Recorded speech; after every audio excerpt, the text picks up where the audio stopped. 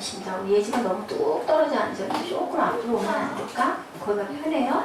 응? 혼자 처박혀가지고 혼자도 막 거기 앉아있고 다 한쪽으로 몰렸네.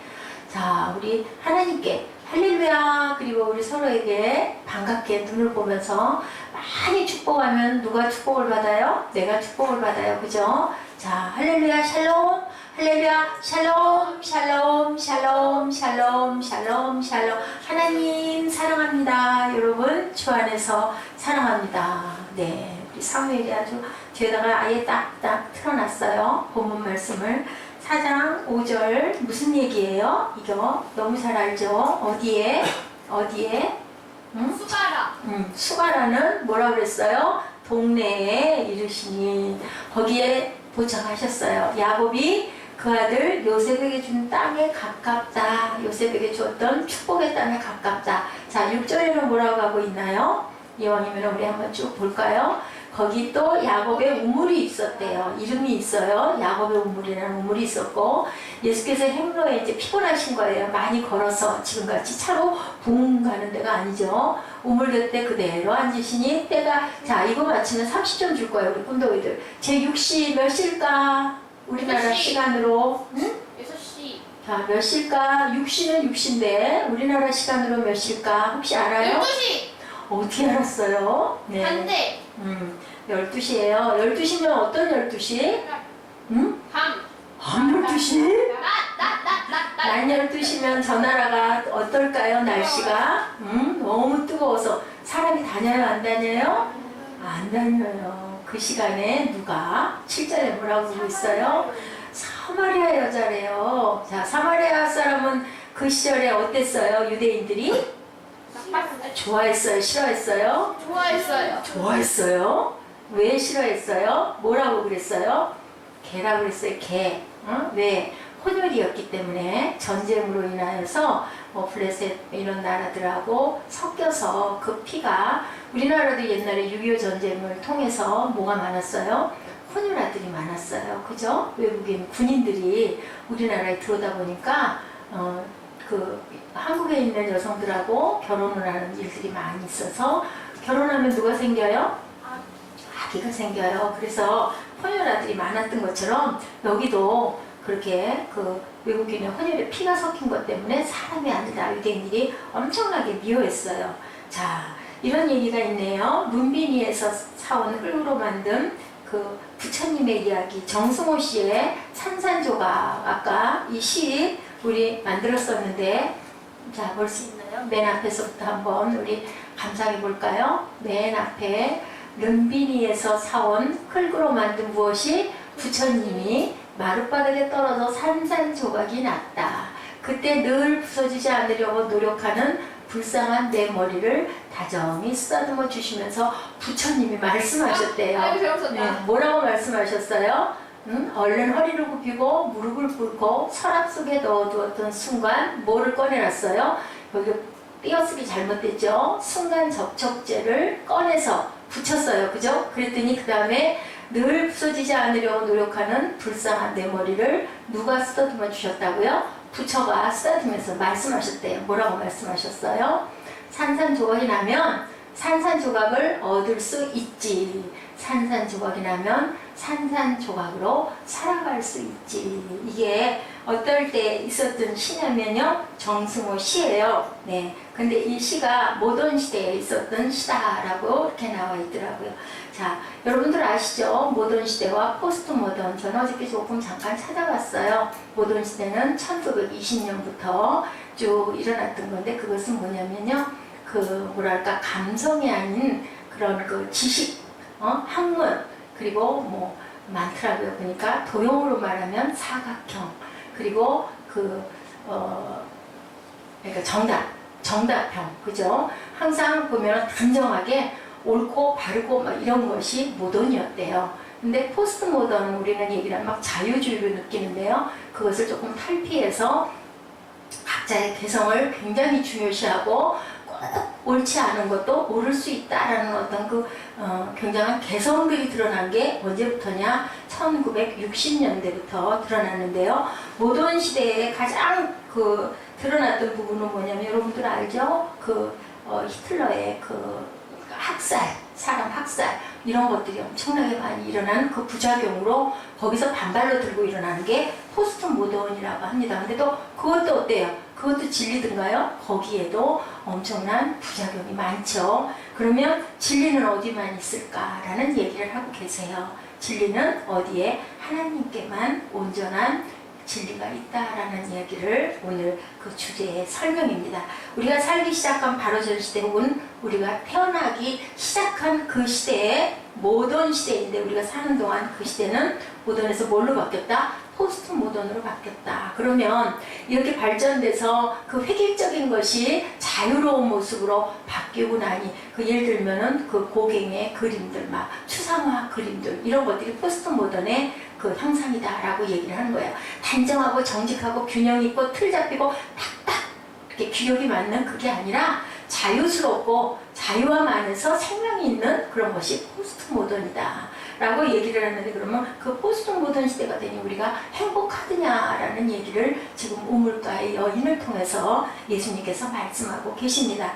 자아는 파괴되고 가정은 해체되고 오히려 모던 시대보다 오히려 더 그러죠. 그렇게 됨으로 인해서 도덕적 권위와 질서가 무너져 버리기 시작했다. 더 큰 일이 난 거예요. 모던 시대의 그 많은 부작용을 고치려고 포스트 모던이라는 것이 나타났는데 오히려 그것보다 더 큰 한 문화학자는요 포스트 모던 인생을 가르쳐 고립되고 상처난 목마른 인간이다. 그게 바로 누굴까요? 고립되고 상처난 목마른 인간. 그게 바로 우리의 모습은 아닐까. 저는 그렇게 생각을 해봤습니다. 내 모습은 아닐까. 그죠? 아파트 문들을 꽉꽉 닫아걸고 앞집에 옆집에 누가 있는지도 모르고요.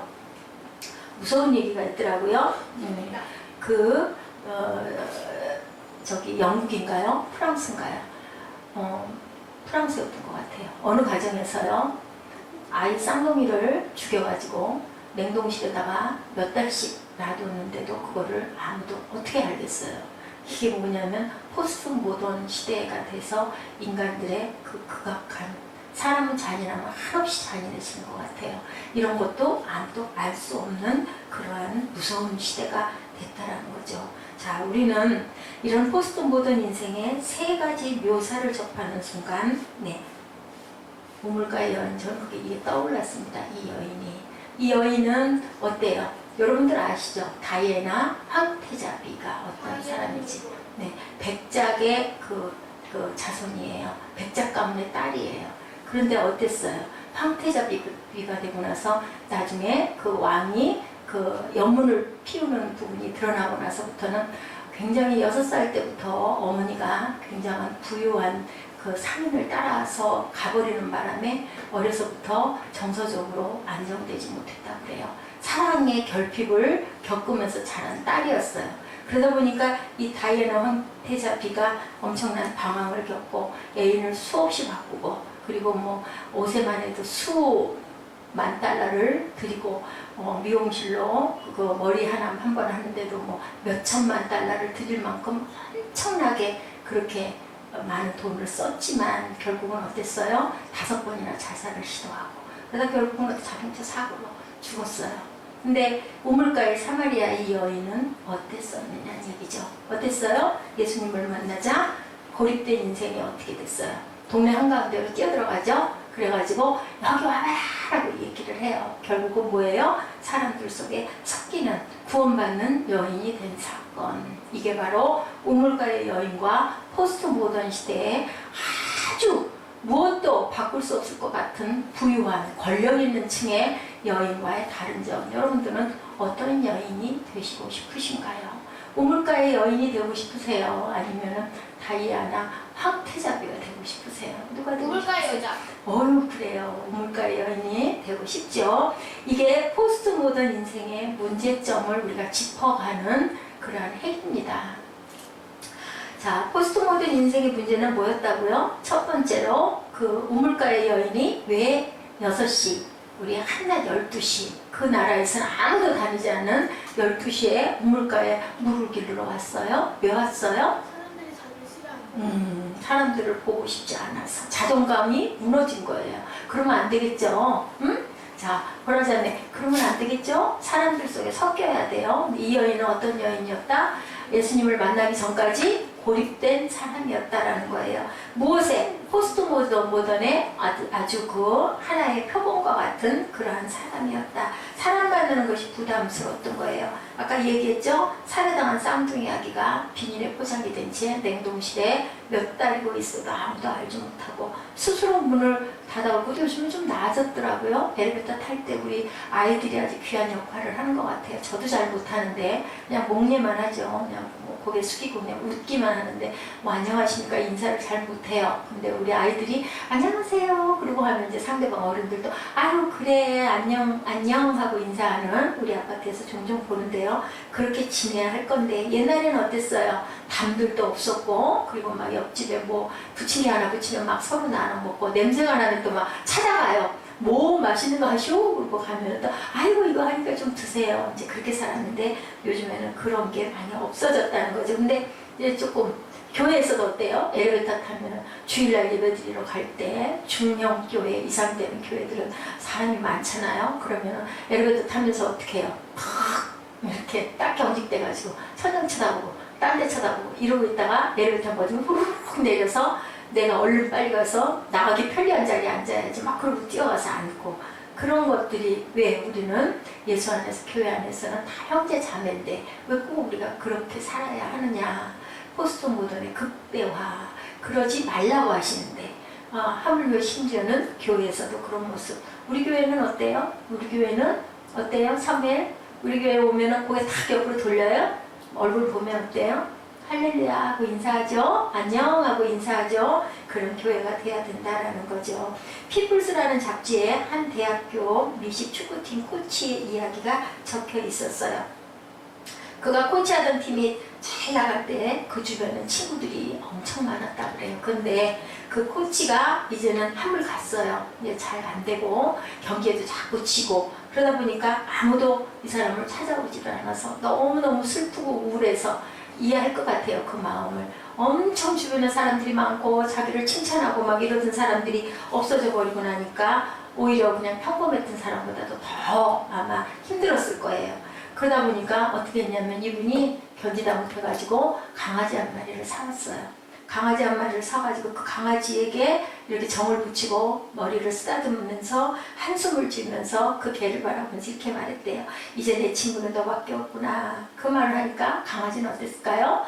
보살펴 주니까 꼬리를 살랑살랑 흔들더래요. 그러면서 이렇게 얘기를 했대요. 남편이. 아유 너 같은 친구가 하나만 더 있었으면 좋겠다라고 얘기를 했대요. 그리고 중얼중얼 얘기를 했대요. 그랬더니 옆에 앉아있던 아내가 그 뒷날 뭐 했을까요? 강아지 한 마리를 또 사다 갖다 옆에다 탁 놔두지더랍니다.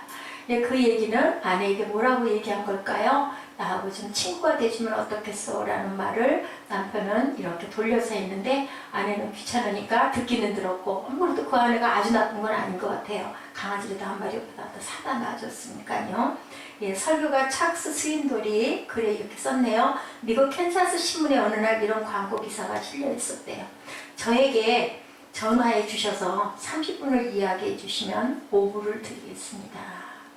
이것도 이해할 수 있어요. 많이 외로울 때, 힘들 때 여러분들 누군가가 나하고 큰 문제가 큰 관련이 없는데 누군가가 카톡으로 인사를 하거나 무슨 얘기를 걸면 내가 직장에서 힘들고 바쁠 때라도 조금 관심을 가져주세요. 그 사람은 누군가에게 뭔가를 이렇게 얘기를 하고 싶고 소리를 내고 싶은 거예요. 그러다 보니까 나하고 30분만 얘기를 해주시면 내가 5불을 주겠습니다 라는 광고를 내는 거죠. 이런 사람은요 그래도 조금 희망이 있는 거예요. 다 고립이 되고 입도 다물고 누구에게도 말을 붙이지 않고 방어벽으로 탁 쌓고 들어앉아 있는 사람 결국 어떻게 될까요? 그러다가 다이애나 황태자처럼 자살을 기도하기도 한다는 거죠. 뭐가 들어오는 거예요? 자살의 영이 들어오는 거예요. 이런 삶을 살아서 뭐할까? 아무도 나를 알아주지도 않고 아무도 나를 친구를 해주지도 않고 누구하고도 얘기할 수도 없고 나는 살아갈 아무런 힘이 없어 이렇게 돼버리는 거죠.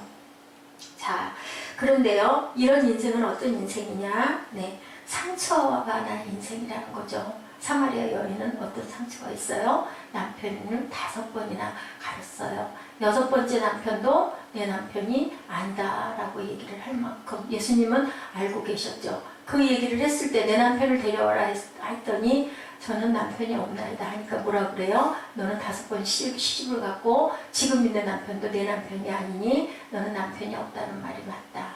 그 소리를 듣고는 여인은 뭐가 뜨였어요? 귀가 열렸어요. 눈이 열렸어요. 어떻게 이분이 나를 알았을까? 깜짝 놀란 거죠. 그러면서 주여라는 소리가 나옵니다.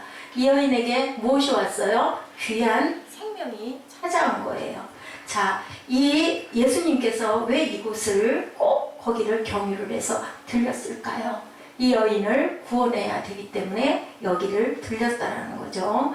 자, 유대인들은 그들이 혼혈인이라고 그래가지고요, 사마리아 땅의 사람들을 같이 대거리를 안 해요. 4장 7절인가요? 사마리아 여자 하나가 물을 길러 왔으니 예수께서 물을 좀 달라 하시니 8절에 뭐라 그래요? 여인이 8절에 뭐라고 하는가요? 8절, 9절 볼까요? 뭐라 그래요? 자, 그 다음 절. 자, 사마리아 여자 뭐라고 말해요? 당신은 유대인으로 어찌하여 사마리아 여자 나에게 물을 달라 하나이까 하니 이는 유대인이 사마리아인과 상종치 아니함이라. 물 달라 그러면 우리 같으면 물 뜨는 길이면 그냥 줄 것 같아요. 근데 이 여인의 무엇이 있어요? 저 안에, 말 안에 상처가 있는 거예요. 왜 유대인이 나한테 물을 달라 그래요? 이상한 일도 다 있네 하는 얘기의 뜻을 담고 있어요. 왜요? 상처가 있는 거죠. 유대인들은 절대로 사마리아 사람하고 말을 안 시켰으니까. 유대인들은 어떻게 뭐라고 말했냐면요, 사마리아 놈들의 빵을 먹는 자는 돼지의 살코기를 먹는 것과 같다라고 얘기했다고 그래요. 돼지의 살코기를 먹는 것 같다는 말은 뭘까요? 그 빵을 먹는 사람. 돼지고기를 그 사람들은 부정한 음식이기 때문에 먹지 않았기 때문이에요. 우리 레위기에서 배웠죠. 예, 굽이 갈라진 것, 굽이 붙은 것, 이것에 분류가 있듯이 돼지는 아주 더러운 거라고 해서 절대로 먹지를 않았기 때문에 이렇게 얘기를 해요. 내면적인 상처가 튀어나온 거죠. 예수조차도 피하고 싶었던 거예요. 그 포스트 모던의 아주 극대화의 그 표현이요, I don't care예요. 난 상관없어. 그리고 leave me alone. 나를 내버려 두세요. 내가 하고 싶은 대로 할 수 있게 두세요. 참견하지 마세요. 자, 그렇다면 우리도 이런 말을 누구에겐가? 웬 참견이야? 냅둬. 그런 얘기 많이 하죠. 너나 잘해. 얘기하죠. 그렇다면 당신도 포스트 모던의 인생이다라는 거죠. 이 여인은 고립된 인생이었고, 이 여인은 상처받은 인생이었고, 이 여인은 목마른 인생이었다는 거예요. 근데 목마른 이 여인에게 누가 찾아오셨어요? 네, 구세주이신 예수 그리스도가 일부러 거기를 들리셨어요. 남들은 거기를 일부러 안 가는데 예수님은 거기를 일부러 가셔서 물 좀 달라라고 여인에게 먼저 청하세요. 아까 우리 기도할 때 에스더 집사님 기도했죠. 예, 내가 나를 택한 것이 하나님이시지 내가 간 게 아니다. 하나님께서는 우리를 택해서 부르셨어요. 우리 생각에는 예배 어떻게 하다 보니 왔지, 어떻게 하다 보니까 예수 믿게 됐지, 우리 집안 식구들이 예수를 믿으니까 그저 나도 교회에 오는 거지 라고 얘기하겠지만 우연히 되는 일은 세상에 없어요. 이 다음에 세월이 흐르고 나면요, 아, 이래서 내가 이런 인연으로 이렇게 새 생명, 새빛교회를 우리 보라자매가 왔구나 또 깨닫게 될 것이고요. 목사님에게 뭔가 영감이 번뜩 가고 스쳤어요. 우리 김종국 형제 역시도 아마 내가 이래서 이 새빛교회를 이렇게 몇 년씩 끊어질 듯 하면서 이어진 그것은 억지로 아니면 일부러는 절대로 될 수 없는 일이다. 우리 사무엘과 예지도 마찬가지일 거예요. 목마른 인생의 특성이 뭘까요? 특색이 한 자리에 절대 있지를 못해요. 그래서 우리는요, 그 자리에 떡이 붙은 사람들은 오히려 괜찮은 거예요. 근데 그냥 여길 가도 마땅치가 않고 저기에 가서 앉아도 우리 그러죠. 자리 한번 잡을 때 이 자리도 썩 아닌 것 같고 또 이건 또 여기서 이렇고 하다 보면 자꾸 옮겨다니는 특성을 갖고 있어요. 예수님은 이 여인의 목마른 인생인 것을 알고 있었어요. 얼마나 목이 말랐으면 남편을 5번이나 바꿨겠습니까? 말이 5번을 바꾼 거지. 그 시대에 그 사마리아 여인이 남편이 5번이 바뀌고 6번째 남편이면 그 여인은 과연 어떤 삶이었을지 우리가 심히 짐작을 합니다. 요즘 세상에 돈이 많고 지식과 학문이 높은 아니면 뭐 장차관을 했다거나 유명한 영화배우라거나 이런 사람들 같으면 가끔 있을 수도 있는 일이고 뭐 그럴 수도 있지인데요. 그 시절에 남편을 5번이나 바꾼 이 여인은 어떤 사람이었을까? 어떻게 해도 만족이 없는 거죠. 어떻게 해도 자꾸 바꾸는 거죠. 예, 어때요? 이런 사람들 애인을 바꾸죠. 그리고 또 직장도 바꿔보죠. 파트너도 바꿔보죠. 옷도 갈아입어보죠. 또 자기의 어떤 그 레저도 한번 바꿔봅니다. 취미생활도 바꿔봅니다. 종교도 바꿔봅니다. 바꿔보다 보니까 교회도 여기보다는 저기가 나은 것 같고 저기를 가보니까 또 뭔가 또 그게 또 이 부분이 또 마음에 안 들고 또 그래서 또 다른 또 교회를 가보니 또 이거는 괜찮대 저건 마음에 안 들고 어딘들 마음에 꼭 드는 데가 어디가 있겠습니까? 이렇게 방황하는 유리하는 인생이 돼버리는 거죠. 무엇을 해도 목이 마른 겁니다. 그래도 만족이 없습니다. 끝없는 목마름. 예, 김지아 시인이죠. 그때 그 우리 군부 독재 1970년대 초인가요? 그 최루탄 가스가 나를 때 김지아 시인의 타는 목마름. 타는 목마름으로 내 이름을 남몰래 쓴다. 뭐라 그래요? 민주주의여 만세. 그때는 정말 민주주의가 그리웠었던 거죠. 저는 조금 알아요.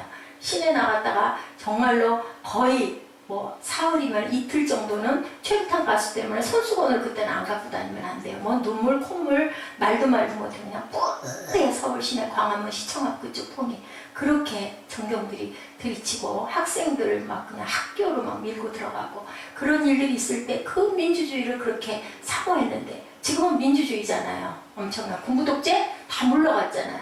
근데 어때요 여러분들? 행복하세요? 복되세요? 그때보다 훨씬 나아지셨나요? 그렇지도 않다라는 얘기죠. 네. 이게 바로 영혼의 목마름은 해결할 수가 없는 거예요. 뭘로밖에? 하나님으로밖에. 왜냐하면 우리는 하나님의 형상대로 만들어졌기 때문에 무엇도 어떤 것도 채울 수가 없는 거죠. 다이애나 황태자비보다는 우물가에 5번 남편을 바꾼 그 사마리아 여인이 훨씬 복된 여인이라는 거죠. 아까 제가 말씀드렸죠. 우리 시대의 신데렐라, 비운의 다이애나비. 다이애나는요 영국의 스펜서 백작의 셋째 딸로 태어났어요. 심리학자들은 그녀의 나이가 6살 때 어머니가 자녀를 버리고 돈 많은 사업가를 따라 났을 때부터 그녀의 목마름이 시작이 되었다라고 다이애나에 대한 그 분석을 한 거예요. 어땠나? 부모에게 버림을 받은 분노, 상처, 그것은 다이애나를 무엇으로도 쉽게 채워지지 않는 목마른 여인이 되게 했죠. 찰스 황태자와 결혼 후에 카밀라 피카볼스와 연문 사건이 터져요. 황태자에게. 그녀는 다시 버림받은 내면의 고독의 공간을 채우려고 안간힘을 씁니다.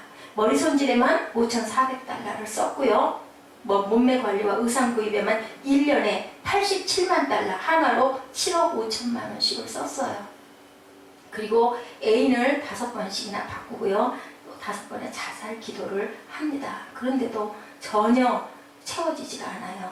예, 우리 시대의 사마리아 여인이 누구였을까요? 근데 그 황태자비는 결국은 그 자동차 사고로 죽죠. 예, 우리는 그녀의 허무한 종말이 이렇게 된 걸 아는데요. 성경에 나온 사마리아 여인은 해피엔딩이죠. 예수님을 만남으로 인하여 성령을 받음으로 인하여 다시는 목마른 여인이 되지가 않고 얼마나 기뻐서 못을 집어던지고 항아리를 집어던지고 물동이를 집어던지고 동네 가운데로 뛰어들어가서 여기 누가 왔다고 여기 메시아가 왔다고 소리를 쳐요. 무엇을 하기 시작을 해요? 예, 전도를 시작을 해요. 전도하는 영혼은 어떤 영혼이에요? 전도하는 영혼은 구원받은 영혼이에요.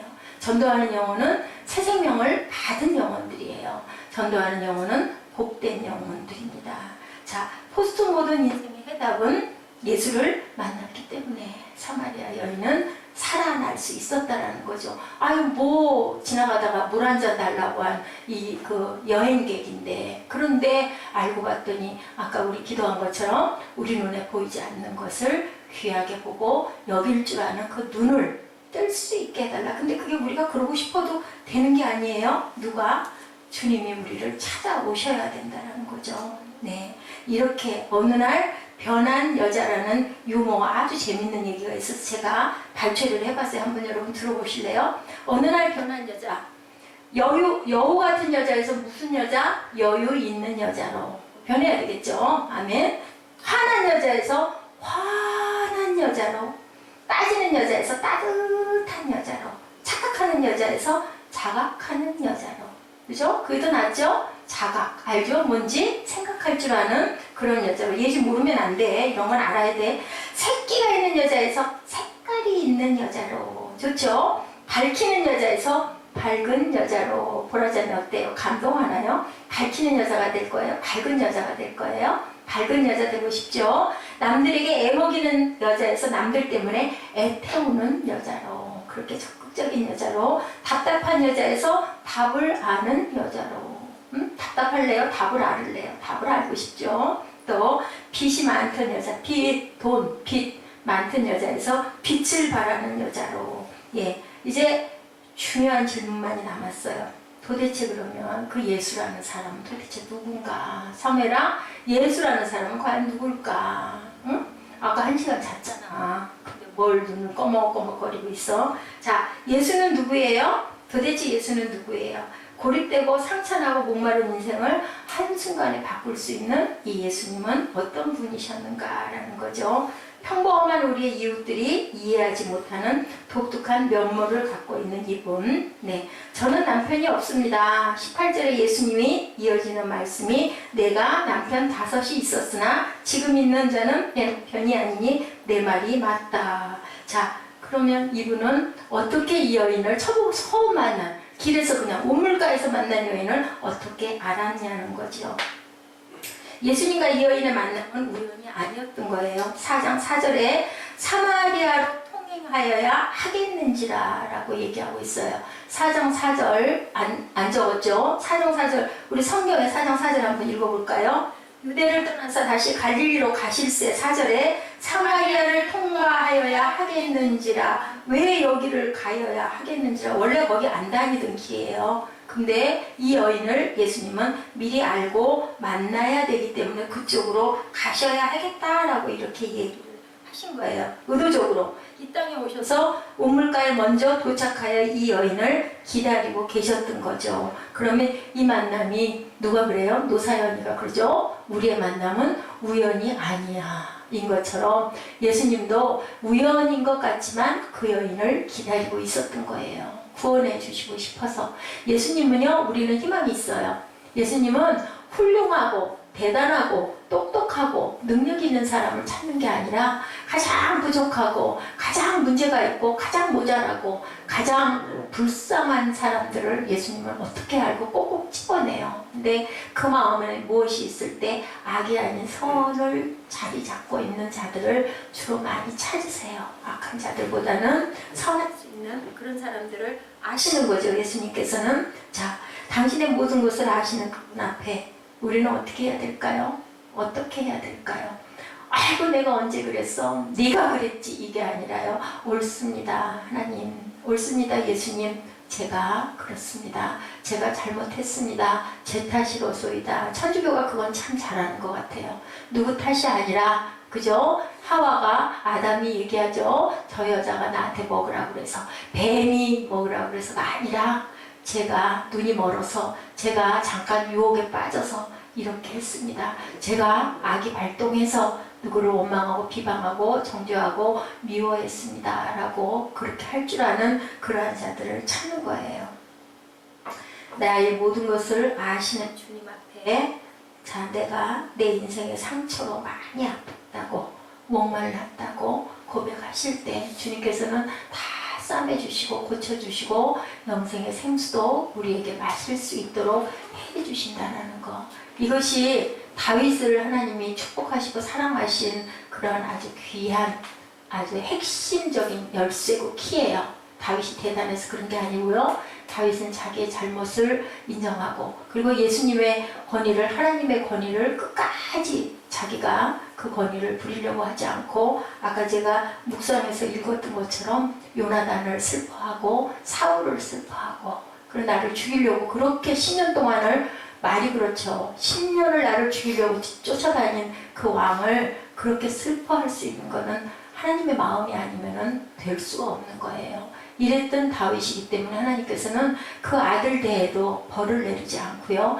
그 아들 대에서 이제 그 북이스라엘과 남유다로 갈리고 나서 여로보암과 르호보암 왕들이 양쪽의 왕들이 되고 나서 그 이후에 벌을 내리시고 성을 멸하시는 그러한 그 재앙을 내리셔요. 왜냐하면 너와 내 아들 때까지 내가 그 악을 내가 참아주겠다라고 얘기를 하신 거예요. 그리고 그 다음 때도 내버려 두세요. 왜요? 그때까지도 그 자녀들이 그렇게 악하지 않았기 때문에. 그런데 그 다음 때에 너무너무 악해지니까 그때는 그 벌까지 앞에서 벌을 내리시는 그런 하나님, 공의의 하나님이시기 때문에요. 분명히 지은 죄는 우리가 회개하지 않고 은폐하고 핑계를 대고 그것을 막으려고 하고 싹 바르려고 하고 칠하려고 하면 분명한 거는 어느 대에든 그 벌을 받는다라는 얘기를 하고 있는 거죠.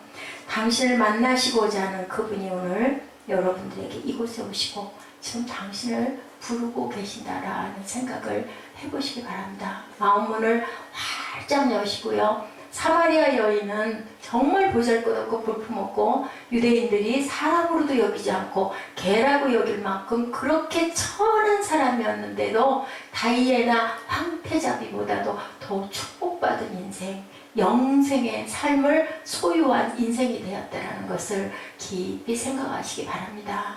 우리가 생각할 때는 다이애나 황태자비가 훨씬 유명하고 훌륭하고 멋지고 아름답고 그죠? 권력과 부귀영화가 다 있는 것 같죠. 그 옛날에 있었던 그 아주 사람도 아닌 사마리아에 있는 그 여인, 남편이 5번이나 바뀌고 6번째인 남편을 지금도 내 남편이 아닌 그 사람을 두고 한낮에 우물에 물은 있어야 되겠고 하니까 그때 앞에 물길로 온 그 여인하고 어떻게 비교가 되겠습니까? 그런데 하나님께서는 그 여인은 구원하셨고 다이애나 황태자비는 교통사고로 죽을 수밖에 없는 사망으로 떨어지는 그런 역사가 있게 하셨다는 것을 여러분들 깊이 생각해 보셔야 합니다.